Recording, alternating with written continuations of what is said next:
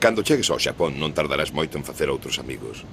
Polo visto, o terceiro neno é un rapaz. Se aparentas ceder ao noso desexo sexual, volveste máis humana. É unha boa maneira de enganar. Non, enganasme a min. Que opinas de Shinji Ikari? Pero o seu índice de sincronización en combate superou o 40%. Sorpréndeme que mo preguntes. O normal sería que me preguntaras por Katsuragi. Estás ben? O que está sempre con ele é o comandante Fuyutsuki. Contesta. Preguntaches a moita xente por teu pai?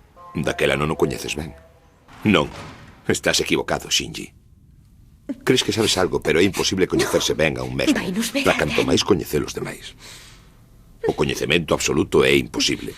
Por iso pasamos tanto tempo tratando de buscarlles un sentido aos nosos actos e os dos demais. É o que fai interesante a vida. Para nós as mulleres son seres que están lonxe, que viven nunha beira moi arredada. O abismo que separa os homes das mulleres é máis fondo que o océano. Traio-che un recordo de Matsushiro. Prefiro arder no lume da miña paixón por ti. Katsuragi, son eu. Seguro que estás escoitando esta mensaxe. Pídoche perdón por todo o mal que che fixen.